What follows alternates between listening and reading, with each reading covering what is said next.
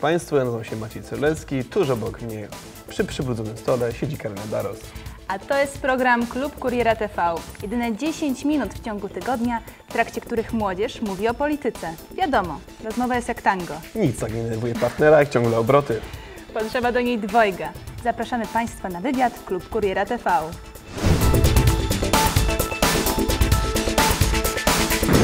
Z tego miejsca pragnę pozdrowić wszystkie dziewczyny. Zaczynam od poczekaj.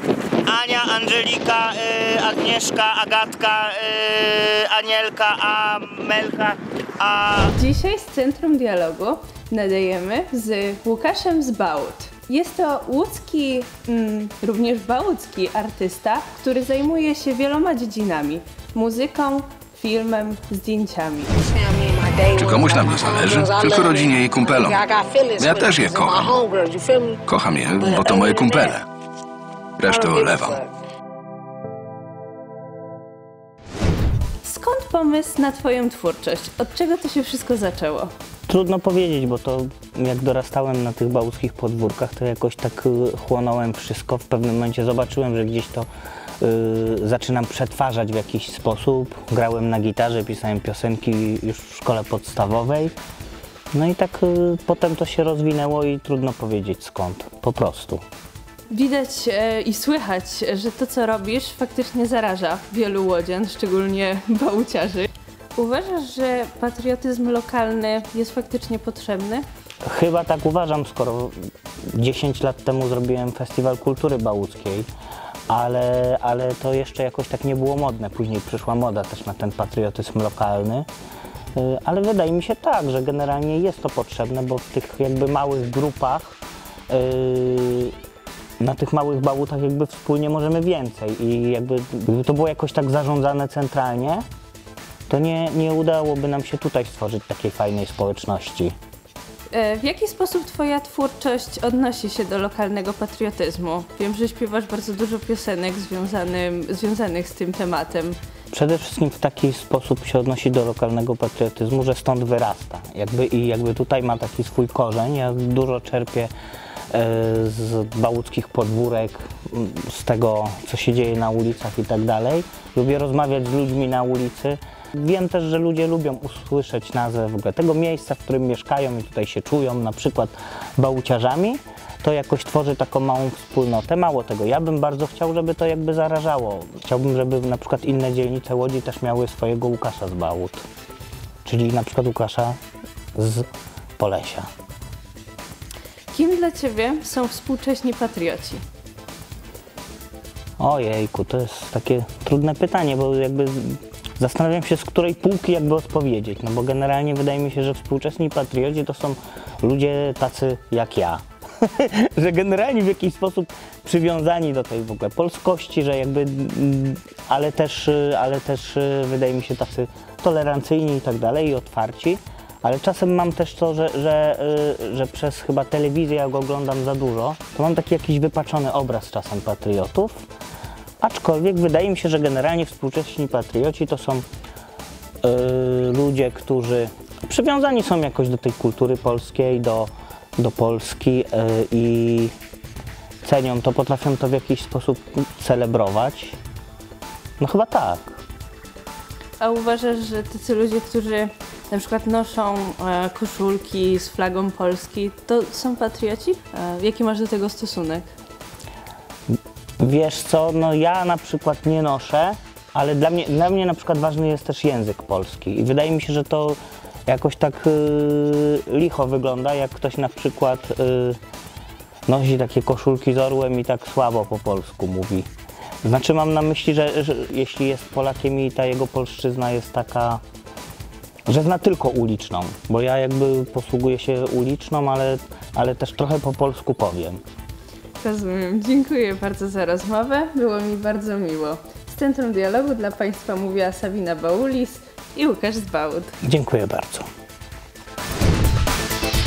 W ostatnim odcinku pytaliśmy łodzian o różnicę między obywatelstwem a narodowością. Co przygotowaliśmy na dziś? Cóż, Maćku, muszę przyznać, że dzisiejsze pytanie zdecydowanie podnosi poprzeczkę. Spokojnie wracający do domu łodzianie musieli zmierzyć się z patriotyzmem. Pytamy ich zatem, czym jest dla nich patriotyzm. Łączymy się z naszą ekipą w terenie.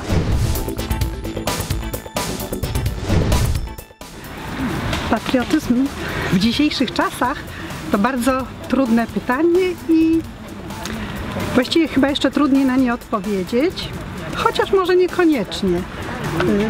Ja jestem pokoleniem, które wojny nie przeżyło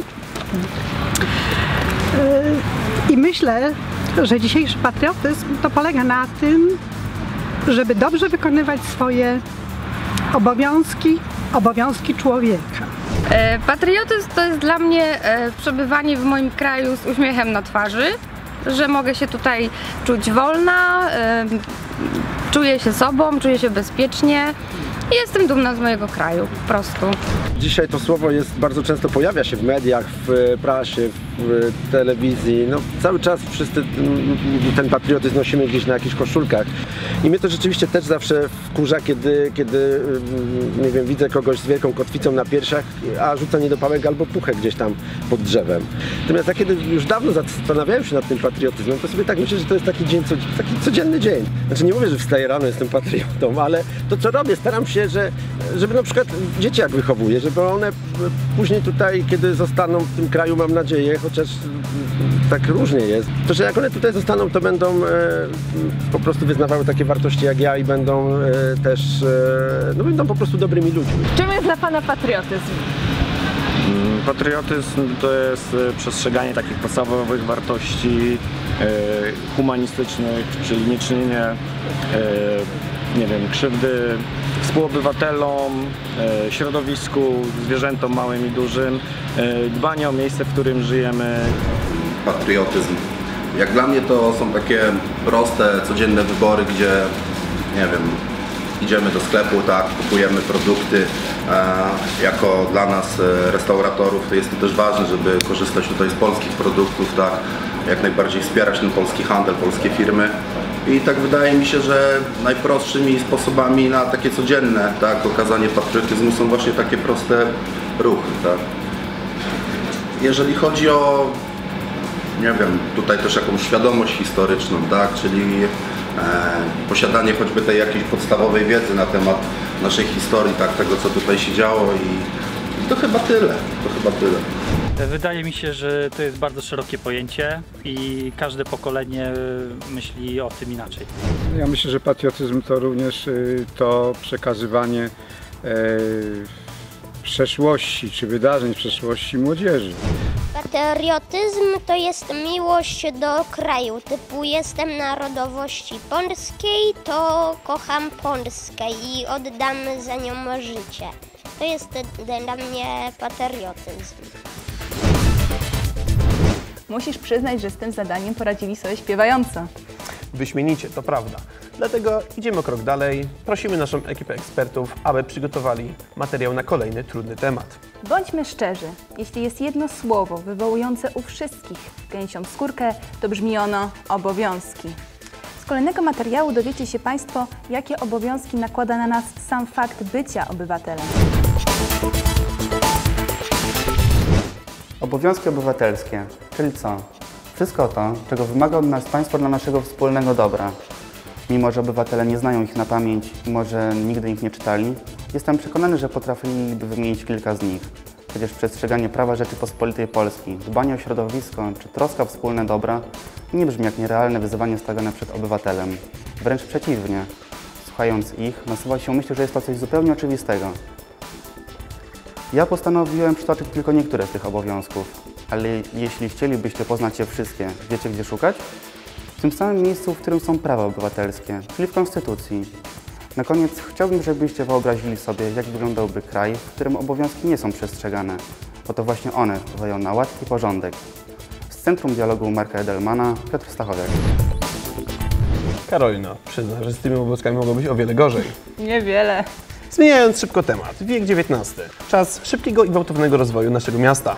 Do Łodzi przyjeżdżają wtedy ludzie różnych wyznań, kultur i narodowości. Wszyscy przyjeżdżają do Łodzi, by budować fabryki lub w nich pracować. Robotnicy w XIX wieku mieli ciężkie życie. Brak rent, emerytur, 11 godzin ciężkiej pracy dziennie. Do tego kiepskie zarobki. Nic dziwnego, że robotnicy strajkowali. O najsłynniejszym łódzkim strajku opowie nam Natalia Pruszyńska.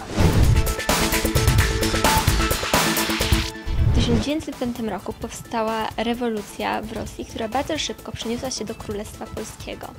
Ze względu na rok powstania nazywamy ją rewolucją 1905 roku. Szczególną formę przybrała w Łodzi. Już 26 stycznia rozpoczęły się pierwsze manifestacje, a robotnicy zażądali ustalenia 8-godzinnej pracy. Niestety ich żądania nie zostały spełnione i parę dni później zostało zabitych 11 osób oraz ponad 100 zostało rannych. W konsekwencji tego uczynku w czerwcu powstało powstanie czerwcowe. Trwało ono 2 dni, a do najcięższych walk doszło na ulicy Rokicińskiej w Parku Śródliska oraz na ulicy Północnej. Po tym jak zakończyło się powstanie, car ogłosił stan wojny, zaczął zamykać fabryki oraz wysiedlać robotników. Finalnie manifestacje zakończyły się 2 lata później, w 1907 roku. Rewolucja 1905 roku to jedno z tych wydarzeń, które przyszykowały Polaków do wywalczenia sobie niepodległości w 1918 roku. Dzięki tej rewolucji Polskiej Partii Socjalistycznej zawiązała się frakcja rewolucyjna z Józefem Piłsudskim na czele. Na koniec porozmawiajmy jednak o innej wielkiej postaci. Profesor, dyplomata i łodzianin. Człowiek, który chciał zatrzymać Holokaust. Julia Pietraszewska przedstawi Państwu postać Jana Karskiego, przez niektórych nazywanego również polskim Jamesem Bondem.